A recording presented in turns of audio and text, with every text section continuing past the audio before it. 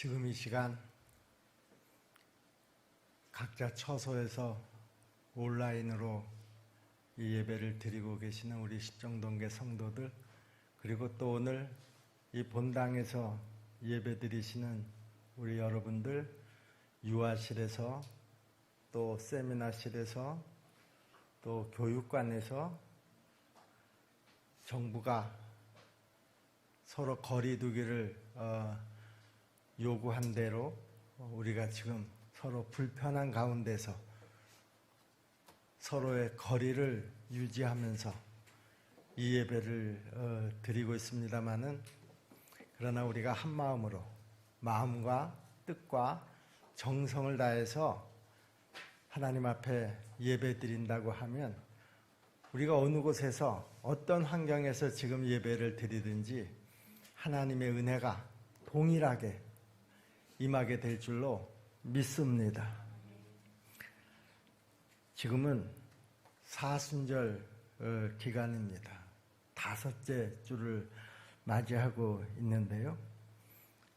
한 주간만 있으면 고난주일이 시작이 되고, 또 그 고난주일이 지나면 부활절을 우리가 맞이하게 되는데, 지금 우리가 지나는 이 시간은 우리 주님의 고난을 묵상하시면서 지금 우리가 보내고 있는지 한번 스스로를 돌아봐야 될 때라고 생각을 합니다. 해마다 지키는 이 사순절 기간은요, 무엇보다도 우리 주님께서 이 땅에 계실 때 당하신 그 고난과 죽으심을 깊이 묵상하면서 우리의 신앙생활을 새롭게 다짐하는 때입니다. 그러므로 이 사순절은 우리 그리스도인들의 경건훈련의 기간이기도 합니다. 그런데 지금 우리 대한민국은, 아니 전 세계는 이 코로나19로 인해서 생각이 온통 다 이 코로나에 붙잡혀 있지 않나 정말 염려가 됩니다.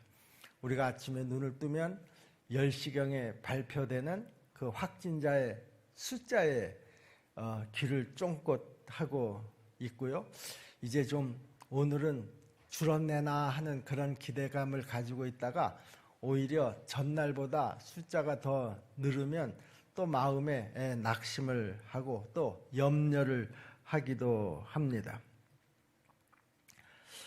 자, 우리 그리스도인들의 경건훈련이라고 하는 것은 기도 생활과 하나님의 말씀을 묵상하는 일, 그리고 금욕생활과 구제로 사랑을 실천하는 것을 의미합니다. 우리가 이 귀한 절기를 맞아서 오직 경건에 이르도록 내 자신을 연단하라라고 하는 말씀에 대해서 우리가 함께 은혜를 나누려고 합니다. 자, 여러분, 경건이라고 하는 것이 무엇을 말하는 것입니까? 경건에 대해서 야고보서 1장 27절에서 이렇게 설명을 합니다. 하나님 아버지 앞에서 정결하고 더러움이 없는 경건은 곧 고아와 과부를 그 환난 중에 돌아보고 또 자기를 지켜 세속에 물들지 아니하는 그것이니라, 이렇게 말씀하셨습니다. 그러므로 경건이라고 하는 것은 하나님을 정성껏 공경하면서 자기를 지켜 타락한 이 세속에 물들지 않는 것을 우리가 경건이라고 말할 수가 있습니다. 더 나아가서는 적극적으로 어려운 이웃에게 사랑을 실천하는 것, 이것을 우리는 경건생활이다, 이렇게 말하는 것입니다. 그러면 왜 우리가 우리의 생활을 경건하게 살아야지 될까? 결론적으로 이야기하면은요, 경건이라고 하는 것은 우리 성도들의 본분이기 때문에 그렇습니다. 성도의 경건한 삶에 대해서 마태복음 5장 14절로 16절에서 이렇게 말씀하셨습니다. 너희는 세상의 빛이라. 산 위에 있는 동네가 숨겨지지 못할 것이요, 사람이 등불을 켜서 말 아래 두지 아니하고 등경 위에 두나니 이러므로 집안 모든 사람에게 비추느니라. 이같이 너희 빛이 사람 앞에 비치게 하여 그들로 너희 착한 행실을 보고 하늘에 계신 너희 아버지께 영광을 돌리게 하라. 이렇게 말씀하셨습니다. 하나님을 섬기는 성도를 가리켜서 죄악으로 어두워진 세상을 밝히는 빛이다. 이렇게 성경은 말씀하고 있습니다. 죄악된 세상에서 우리가 빛이 되려고 하면 무엇보다도 경건해야 한다라고 하는 것이죠. 우리 십정동교회 2020년 표어가 뭡니까? 세상에서 빛을 발하라 하는 것이 우리 2020년 십정동교회 표어입니다. 이 말은 우리가 세상을 향해서 경건한 삶을 살아라 그런 말이죠. 그러므로 우리가 경건하게 살아가는 것은 우리 성도들의 마땅한 도리인 것입니다. 우리 한국교회를 돌아본 어떤 외국의 교회 지도자가 이런 말을 했다고 합니다. 한국에는 교회도 많고 기도원도 많아서 그곳에는 사람들이 아주 가득가득한데 사회 속에서는 그리스도인이 잘 보이지 않는 것 같다. 아주 뼈 아픈 말을 던지고 갔습니다. 우리는 이 말을 좀 더 깊이 생각해 봐야 될 줄로 압니다. 자, 우리가 왜 경건한 삶을 살아야지 되느냐? 무엇보다도 경건은 하나님께서 당신의 일꾼을 쓰시는 기준이기 때문에 우리가 무엇보다도 경건한 삶을 살아야 한다라고 하는 것이죠. 시편 4편 3절 말씀에 여호와께서 자기를 위하여 경건한 자를 택하시는 줄 너희가 알지어다. 내가 그를 부를 때 여호와께서 들으시리로다. 이렇게 말씀하셨습니다. 어느 곳이든지요, 사람을 쓸 때에는요, 그 분야에서 가장 적절한 자격을 갖춘 사람을 선택하는 것이 상식입니다. 우리 하나님도 마찬가지죠. 하나님께서 하나님의 영광을 위해서 사람을 택하시는 기준이 다른 것이 아니라 경건한 사람이라는 것입니다. 하나님의 선택 기준, 하나님의 채용 기준은 학벌이 아닙니다. 지식도 아닙니다. 경험도 아니고요. 배경은 더더군다나 아닙니다. 하나님께서 쓰시는 사람은 오직 경건한 사람들인 줄로 믿습니다. 하나님은 그 사람의 족보라든가 그 사람의 학벌이라든가 외모라든가 이런 것은 보시지 않으시지만은요, 경건함은 반드시 보신다라고 하는 것이죠. 여러분의 가정에 하나님의 은총이 임하기를 바라시나요? 여러분 경건하게 살아가시기를 바랍니다. 여러분의 자손들이 잘 되기를 바라시나요? 여러분의 자녀들로 하여금 경건한 삶을 살아가도록 부모들이 먼저 경건한 삶으로 자녀들에게 본을 보이시기를 바랍니다. 사무엘의 어머니 한나나 예수님의 모친인 마리아나 모세의 어머니인 요게벳이나 모두가 다 성경의 대표적인 경건한 어머니들이었습니다. 탕자 어거스틴을 둔 그의 어머니 모니카는요, 수많은 날밤을 밤을 새워서 울면서 자녀를 위해서 기도했습니다. 때가 되었을 때 그렇게 방탕했던 어거스틴이 하나님 앞에 회개하고 돌아온 후에는 세계적인 성자로 존경을 받는 삶을 살았던 것이죠. 감리교의 창시자인 요한네슬레의 어머니 수잔나는 또 어떻습니까? 19명의 자녀를 아주 경건한 믿음의 사람으로 키워냈습니다. 이들은 모두가 다 부모님들이 먼저 경건하게 살면서 자녀들을 신앙 안에서 양육시켰던 것입니다. 하나님은 이렇게 경건한 가정의 자녀들을 귀하게 쓰시는 줄로 믿습니다. 자, 그러면은요, 이제 가장 중요한 문제입니다. 우리가 경건에 이르려고 하면 어떻게 해야 할까? 경건한 사람, 경건한 삶을 살기 위해서 우리가 해야 할 일이 무엇일까 하는 것입니다. 여러분, 첫째로는요, 기도가 우리의 삶을 경건하게 하는 줄로 믿습니다. 사도행전 10장 1절로 2절 말씀에 보면 가이사라에 고넬료라 하는 사람이 있으니 이달리아 부대라 하는 군대 백부장이라. 그가 경건하여 온 지방과 더불어 하나님을 경외하며 백성을 많이 구제하고 항상 하나님께 항상 기도하더니라고 했습니다. 고넬료는 신약성경에 나타난 가장 모범적인 성도로 경건한 삶을 살았던 사람입니다. 고넬료의 그 경건한 삶 가운데 하나가 뭡니까? 하나님께 항상 기도하더니라고 하는 말씀처럼 고넬료는 기도하는 사람이었다라고 하는 것입니다. 여러분, 기도가 없는 경건은 절대로 있을 수가 없습니다. 고넬료가 경건해서 하나님의 관심을 받게 된 비결이 뭡니까? 하나님께 항상 기도하더니라는 것입니다. 하나님 앞에 항상 기도하는 사람은 경건한 삶을 살 수밖에 없고, 그 경건한 사람을 우리 하나님은 눈여겨보시고 당신의 일꾼으로 뽑아서 쓰신다라고 하는 것이죠. 우리가 경건에 이르는 길은 그러므로 무엇보다도 기도인 줄로 믿습니다. 또 지속적으로 우리의 경건을 유지하는 방법도 기도입니다. 기도하되 고넬료의 가정처럼 항상 기도해야 될 줄로 믿습니다. 우리가 기도를 흔히 영혼의 호흡이다 그렇게 이야기하지 않습니까? 우리의 육신이 항상 호흡을 해야 하듯이요, 우리의 영혼도 항상 기도해야 합니다. 호흡에 장애가 있다고 하면은요, 그것은 우리 건강의 적신호가 아니겠습니까? 그런데 우리 기도에 장애가 있다고 하면은요, 다시 말하면 규칙적인 기도가 되지 않는다고 하면은요, 그것은 영적 건강의 적신호라고 하지 않을 수가 없는 것입니다. 여러분의 영적 건강 상태는 지금 어떻습니까? 내 기도 생활의 상태가 어떠냐 하는 것을 지금 묻고 있는 것입니다. 하나님과 나 사이를 이어주는 두 가닥의 끈이 있는데요, 하나는 하나님과의 관계라고 하는 끈이 있고요, 또 하나는 교제라고 하는 끈이 있습니다.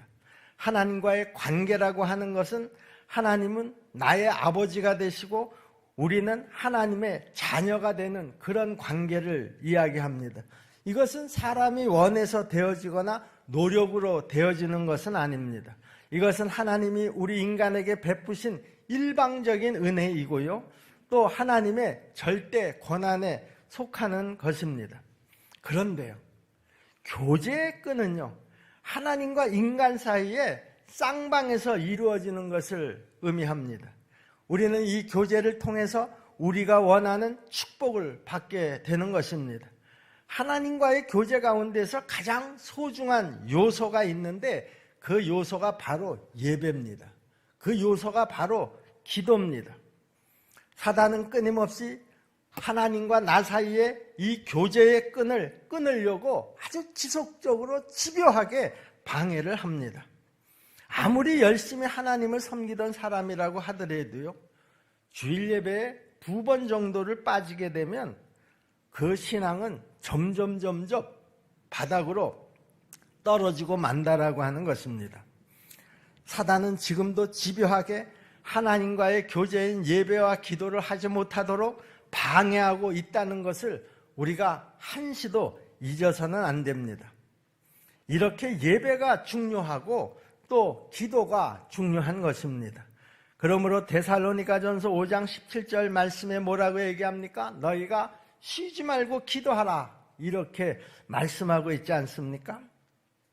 우리는 대개 기도라고 하면은요, 나에게 지금 당장에 필요한 것을 요구하는 것으로만 생각하기가 쉽습니다. 물론 우리가 필요한 것을 하나님 앞에 구하는 것은 당연합니다. 그러나 그런 것만 구하는 것이 기도가 아니라는 것이죠. 내 심령의 강건함, 다시 말하면 경건한 신앙을 위해서도 우리가 더 기도해야 한다라고 하는 것입니다. 여러분, 바울 사도는 에베소 교회 성도들을 위해서 기도한 내용이 에베소서 3장 14절로 19절에 나타나 있습니다.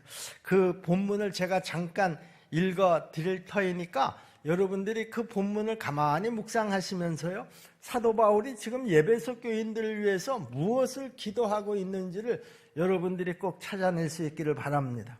내가 하늘과 땅에 있는 각 족속에게 이름을 주신 아버지 앞에 무릎을 꿇고 비노니 그의 영광의 풍성하심을 따라 그의 성령으로 말미암아 너희 속사람을 능력으로 강건하게 하옵시며, 성령으로 말미암아서 너희의 속사람을 능력으로 강건하게 해달라고 하는 기도죠. 두 번째는 믿음으로 말미암아 그리스도께서 너희 마음에 계시게 하옵시고, 그리고 세 번째는 너희가 사랑 가운데 뿌리가 박히고 터가 굳어져서 능히 모든 성도와 함께 지식에 넘치는 그리스도의 사랑을 알고 그 너비와 길이와 높이와 깊이가 어떠함을 깨달아 하나님의 모든 충만하신 것으로 너희에게 충만하게 하시기를 구하노라. 이렇게 기도했습니다. 사도 바울은 에베소 교인들을 향해서 당장에 먹을 것을, 입을 것을 구하지 않았다라고 하는 것이죠. 그들의 영혼에 관한 것, 성령 충만한 것, 믿음에 관한 것, 그리고 사랑에 관한 것, 모두가 다 영적인 것을 위해서 간절히 기도했다라고 하는 사실입니다. 경건한 신앙을 위해서 기도했다라고 하는 것이죠. 여러분, 우리도 기도하되 먼저 내 영혼을 위해서 기도하시기를 바랍니다. 내 영혼이 잘된 같이 내가 범사가 잘되기를 원하노라. 영혼이 멈춥니까? 범사가 먼저입니까? 기도하는 사람들의 그 기도의 그 핵심은 먼저 영혼에 관해서 기도한다라고 하는 것이죠. 내 육신에 필요한 것만 구하는 성도라고 하면 그 기도는 아직도 철없는 어린아이의 기도에 불과하다라고 하는 사실입니다. 그러므로 우리가 기도하되 육신의 요구만을 기도할 것이 아니라 내 영혼을 위해서 경건한 삶을 살아가도록 힘을 주시기 위해서 여러분 기도하는 성도들이 다 되시기를 주님의 이름으로 축복합니다. 또 하나님의 말씀이 우리의 삶을 경건하게 합니다. 디모데후서 3장 16절 17절 말씀이죠. 모든 성경은 하나님의 감동으로 된 것으로 교훈과 책망과 바르게 함과 의로 교육하기에 유익하니 이는 하나님의 사람으로 온전하게 하며 모든 선한 일을 행할 능력을 갖추게 하려 함이라 그랬습니다. 이렇게 하나님의 말씀은 우리로 하여금 성도다운 경건한 삶으로 인도하는 원동력이 된다라고 하는 것입니다.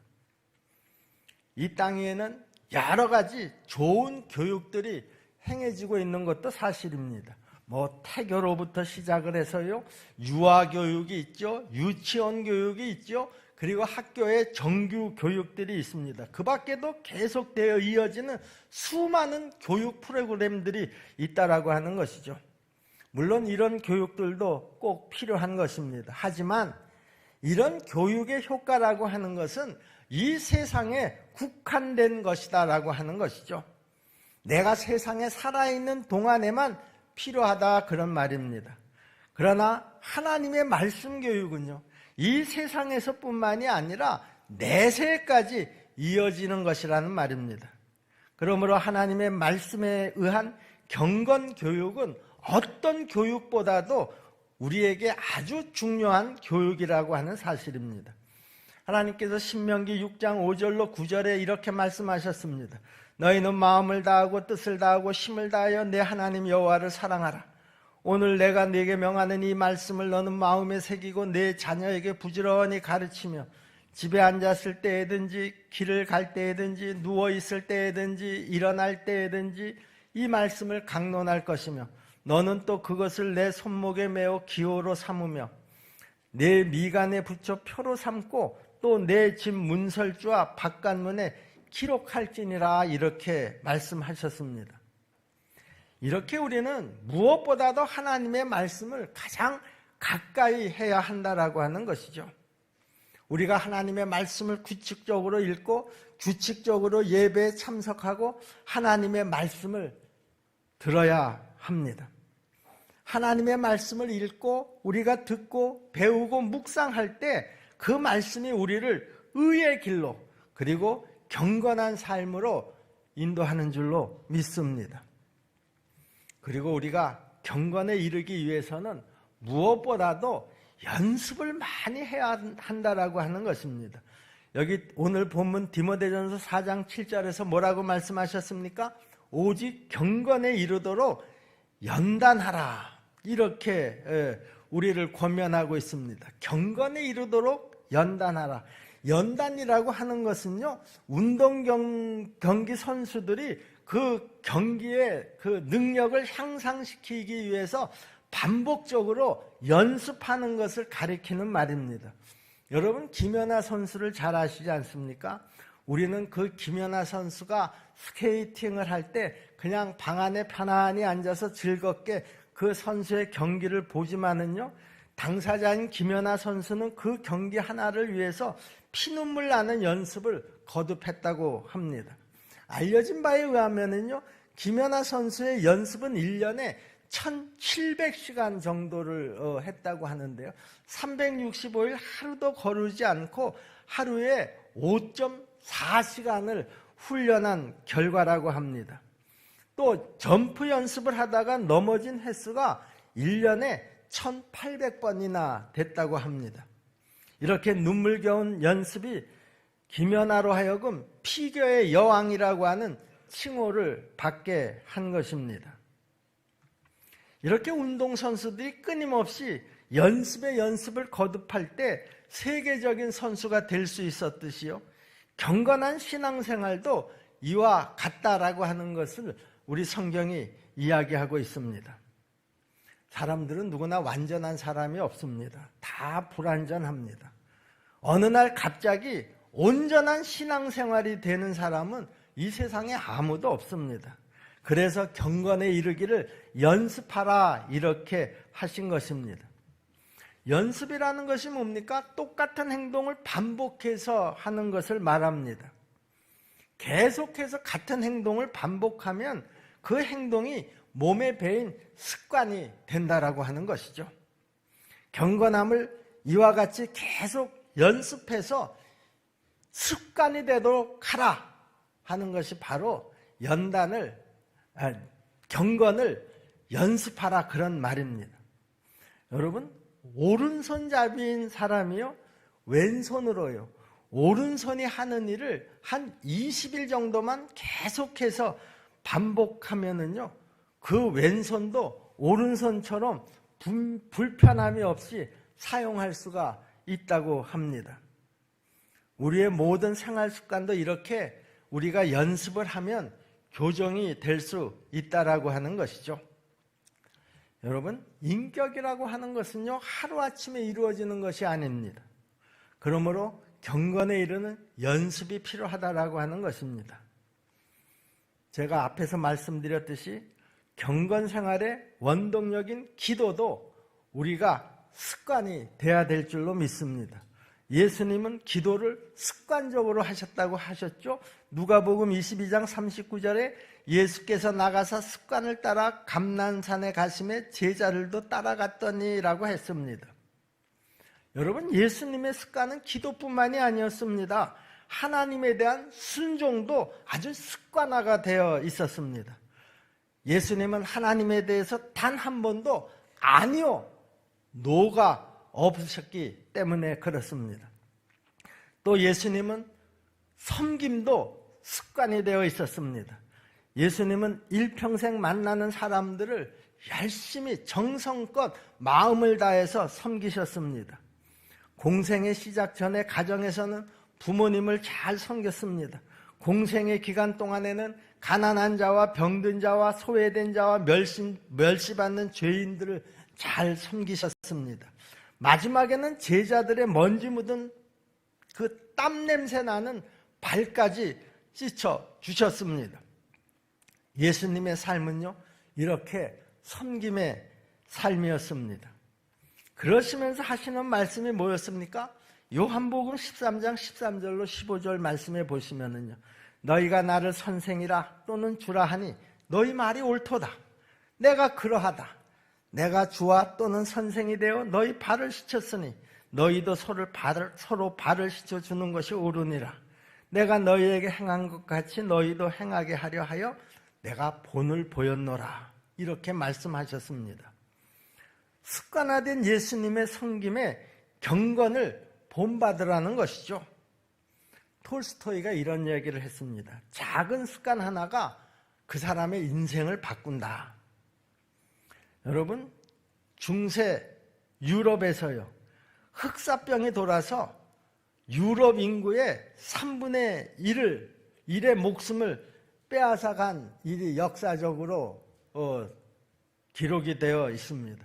지금처럼 코로나19 같은 이런 전염병이 창궐을 했다라고 하는 것이죠. 그런데 그 중세시대의 그 흑사병은 지금의 이 코로나19하고는 비교도 할 수 없는 더 끔찍하고 아주 무서운 전염병이었습니다. 이때 유럽에서는 이 패스트를 만연시킨 것이 유태인들이 그랬다 하는 소문이 돌았다고 합니다. 그도 그럴 수밖에 없는 것이요, 유태인들은 이 흑사병에 걸리는 일이 거의 없었기 때문이었습니다.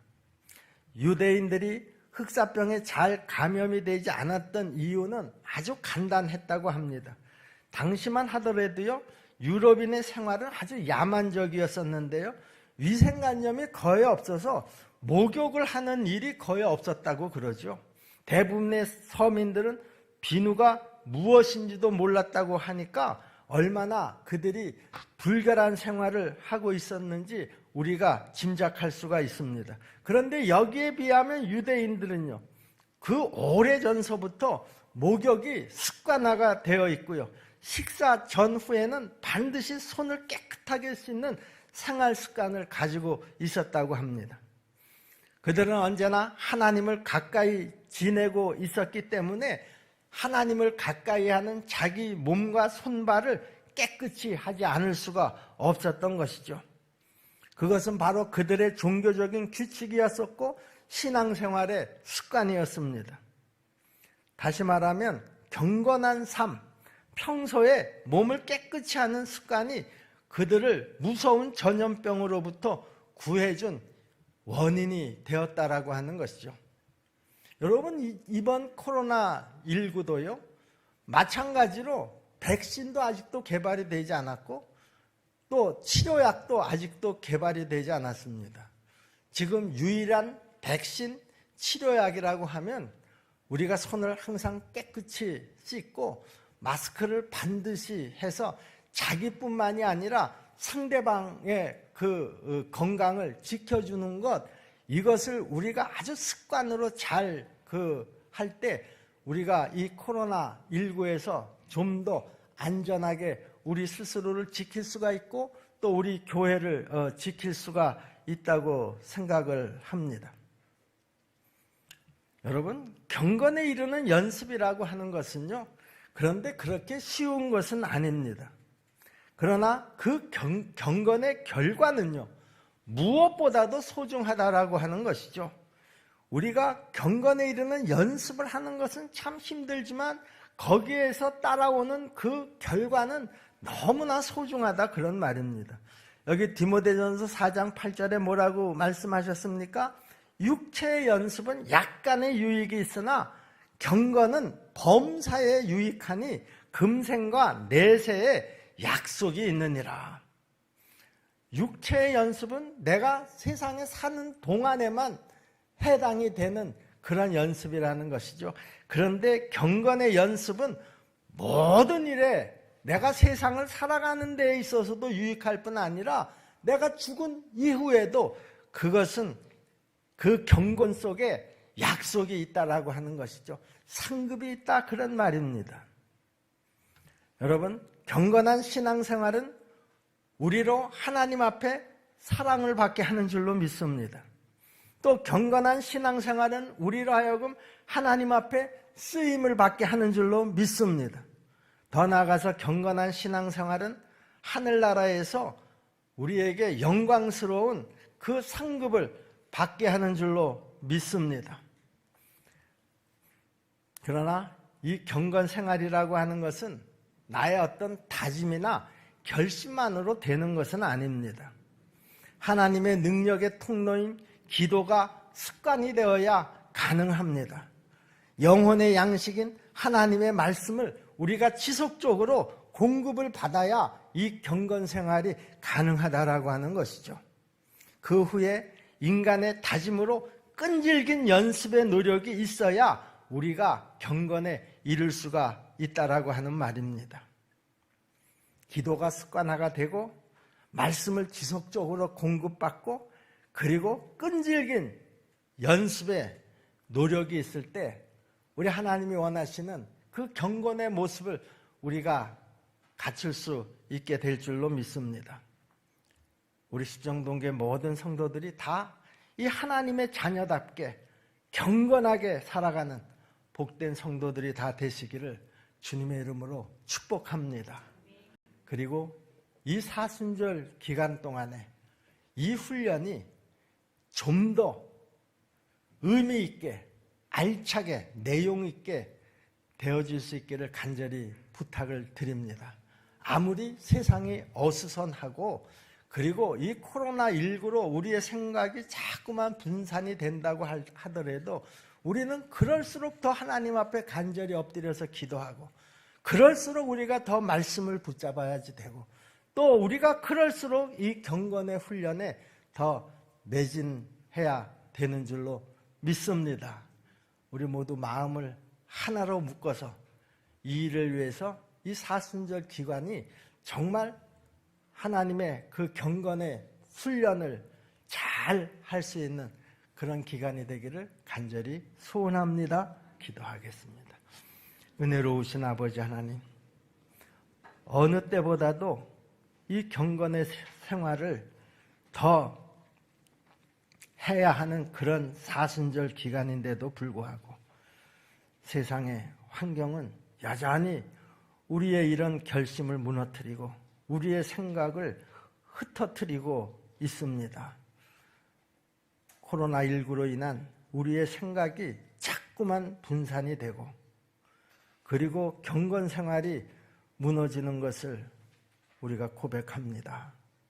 은혜로우신 아버지 하나님, 이럴 때일수록 우리가 더 정신을 바짝 차려서 더 기도에 집중할 수 있도록 도와주시옵시고 말씀과 더 가까워지게 도와주시옵시고 경건 생활을 방해하는 모든 환경들을 우리가 더 극복하고 하나님께서 우리에게 당부하신 그 기도 생활과 말씀을 가까이 하는 생활을 더 열심히 연습해서 이 사순절 기간 동안에 하나님 앞에 더 경건한 성도들로 바로 설 수 있도록 도와주시옵소서. 예수님의 이름으로 믿고 기도하옵나이다.